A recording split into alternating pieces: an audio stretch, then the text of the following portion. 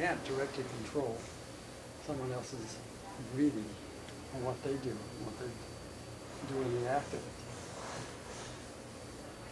At some point he discovered that, he got the direction going, lengthening, widening, and that coming out of the chair was very easy. And he's never very clear on exactly how this evolved, but he started taking people in and out of chairs, because it's something he could control by putting his hands on. The breathing is something else. It's a little more directly that you have to go at that.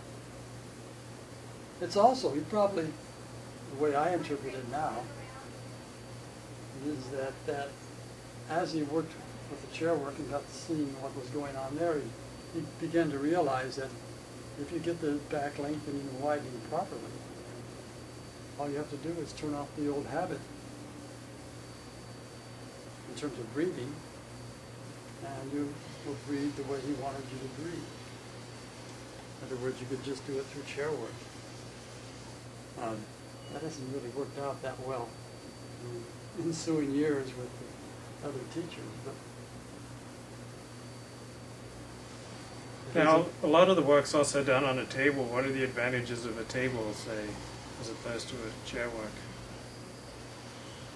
There's not as many advantages to a table. One thing with the table, you can get people to let go of some things, certain tensions, because they're being supported by the table.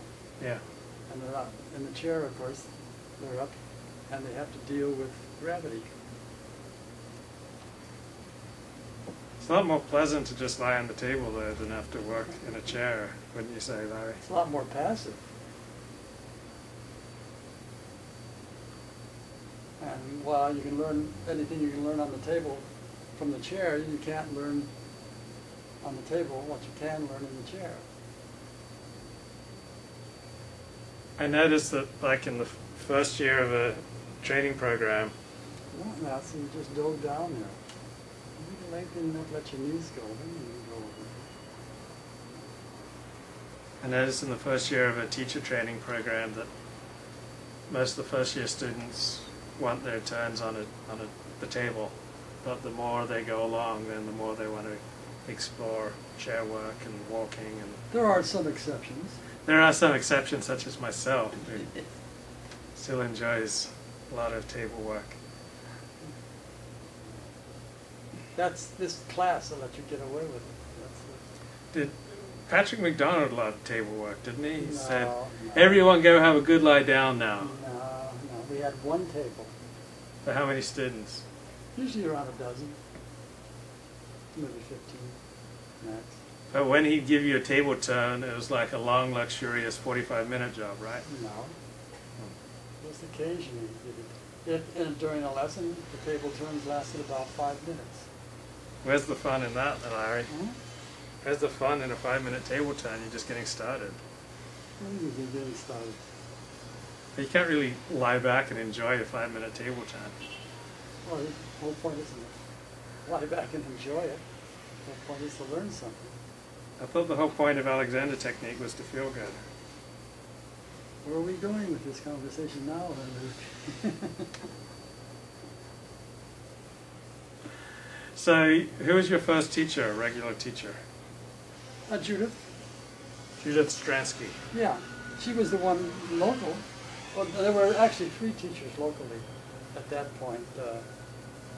Pam Hartman out in the valley, and Virginia Wagner, who was only taught part of the year, and she was out in Pasadena. Virginia's no longer with us now. She was much older than any of us. But Keep I going. just learned that Judith was, I overheard, was doing a workshop a couple weeks later, a month later, over in Westwood. And I was living in Santa Monica at the time, working in Westwood. So I went to her at the Pastoral Counseling Center up on Westwood Boulevard, just below Wilshire. So I went to that and had, just a workshop with her, worked with her for the first time. And I was really interested by then. about the work and where it was going, or what it might be going.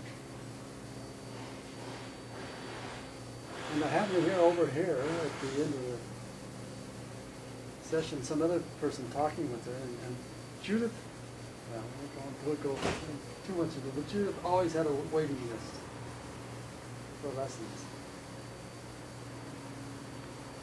And this fellow said, well, he might be interested in learning to teach. Oh, and she said, well, in that case, I can make room for you. And I'll try and make room for you.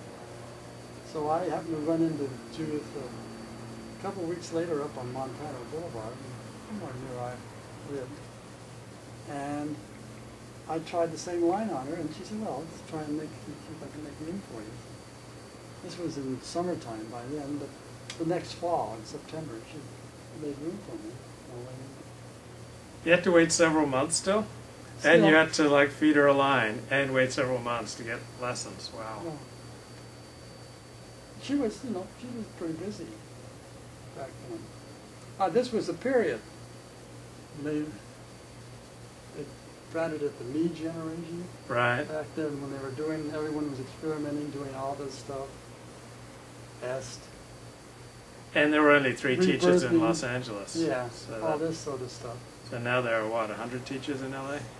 Oh, no, not that many, but 50. Getting up there, getting up there. So I started in the fall, taking a lesson every day.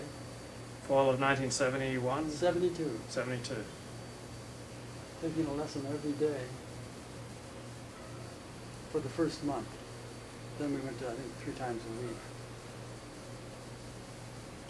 This went on for a couple of months, and then Shoshana Kamenetz came back to town, and Judith asked if, if I'd be interested in going and working with Shoshana. Maybe she wanted to get rid of me. And I said, yeah.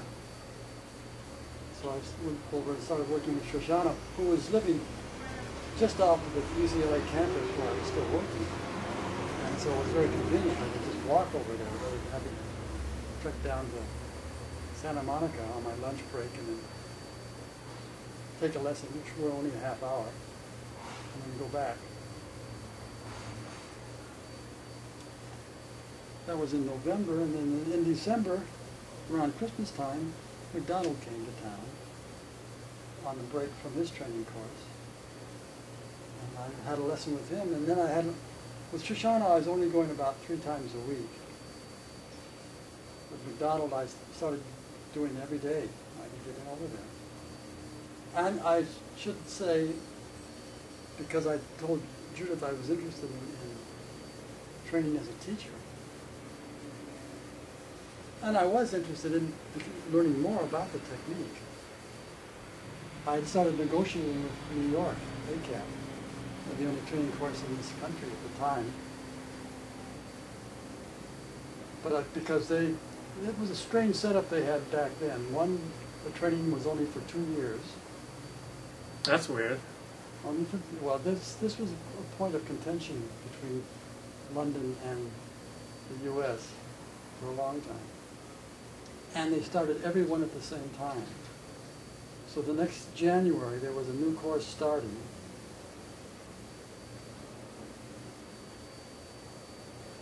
But I was, the date they wanted in the application was September. Well, it was after September before I really even got started on this. So I was negotiating with New York to try and get into the course there, although I wasn't wild about the idea of having to quit my job, move to New York in January, and starting this training like overnight, because I didn't know when or if I was going. Well, I talked to McDonald about his training course, and he said, well, you'd have to wait till he got back to London to see when he could take me into it. And I decided at that point to wait, because I'd better go to London and have more of a lead-in time than just pull up stakes quickly and go to New York and try and find a place to live and start in this training course all in January. So McDonald, about 2 months later,